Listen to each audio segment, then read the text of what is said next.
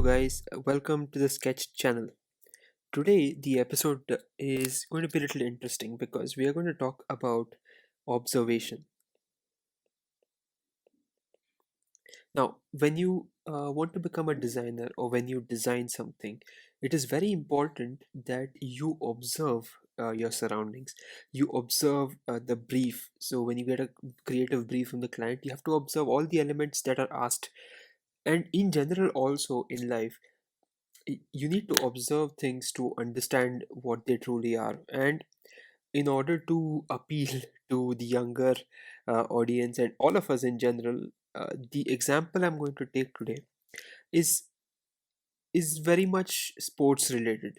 Okay, to be more precise, today we're going to do a breakdown of the Liverpool Football Club logo. Now, for those of you who follow football, I guess you know who or what the Liverpool Football Club is all about. They are the defending Premier League champions, and they have seen a lot of history. They have seen a lot of heritage. Okay, over the years, they have seen the trophyless seasons. They have recently won the Premier League, the Champions League. So, a club that has seen it all, okay, also has a very iconic badge on their kit. Now, of course, the badge has come a long way. It has evolved over the years, but we are going to do a breakdown of specifically the latest badge that they have. Okay, so without further ado, let's get started. Now, the first thing you will observe in this whole logo, okay, are the colors. Right now, for you may not know this, but initially Liverpool's club colors were similar to that of their arch rivals Everton. They had the blue-white tinge, but it was later that they realized that red actually gives the club a little more aggressive feel on the pitch. So that's why they changed it to this red. Okay.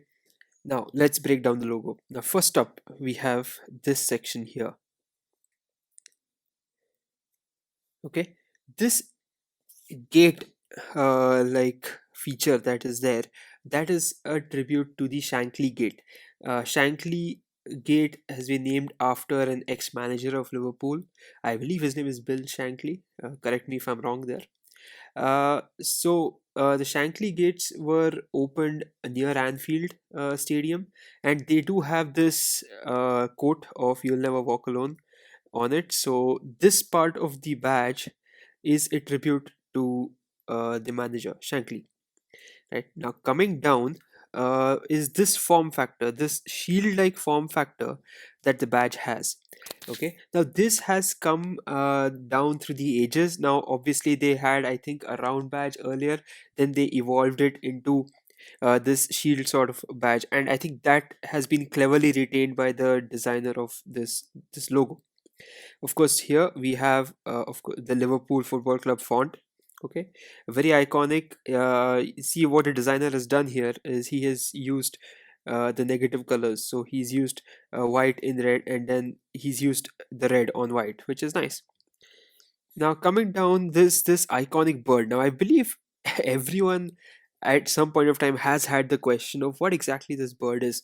Now it's interesting because this bird is not actually a bird that you will find in your national parks or in the wild, because this is a liver bird. It is a mythological bird that is believed to have been one of the founding elements of the county or of the city of Liverpool. So this is the liver bird, right? So let me just write it down. This is the liverbird, and there's also a kind of a pun here because the leaf that it has in its mouth, that is nothing but seaweed. Seaweed. So since it comes from a pond or a pool, they call the city Liverpool. It's a running pun, as I don't know if it's accurate or not, but very cleverly named. Okay, now coming down here, we have these wreath sort of design, and here you'll see the year of establishment of the club, that is 1892, which shows how old and how full of history this team really is. But before we conclude this breakdown, there is one more element here which may pass off actually as a regular design element. I mean, if you look at uh, these torches or lanterns or whatever you like to call them, right? You may think, oh, you know what? He's just added in these for the dramatic effect, just to complete the logo. But it's not true. These lanterns or these uh, okay, I'm just going to stick to lanterns. Okay, these lanterns are actually a tribute to the Hillboro disaster. Now, let's go back in history and see what this disaster actually was all about. So, in on the 15th of April, 1989, right, at the FA Cup semi-final between Liverpool and Nottingham Forest, 95 fans. Now, the official number I think is 92, but I believe there were some other people who eventually died. So I'm going to stick to 92 to 95. So 95 people, the fans in particular, actually died in an overcrowding disaster.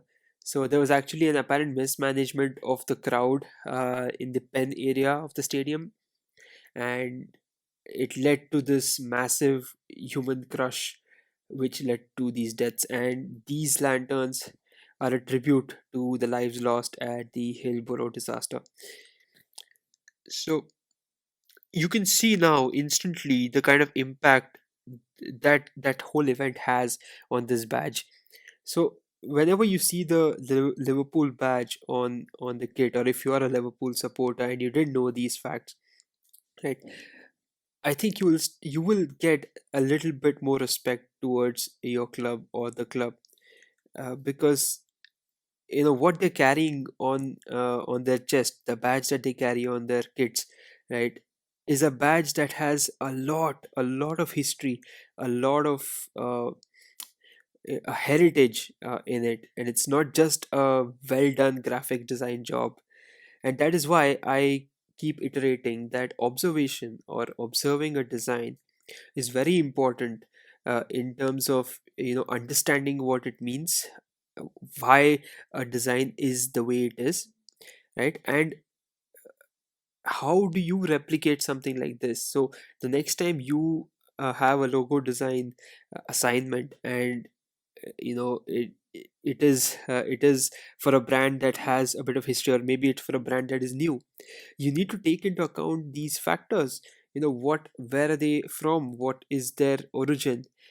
Are they is there a reason for that brand to be in the market? So all these questions have to be answered, and you will be able to get the right answers only when you start observing the designs or nature around you.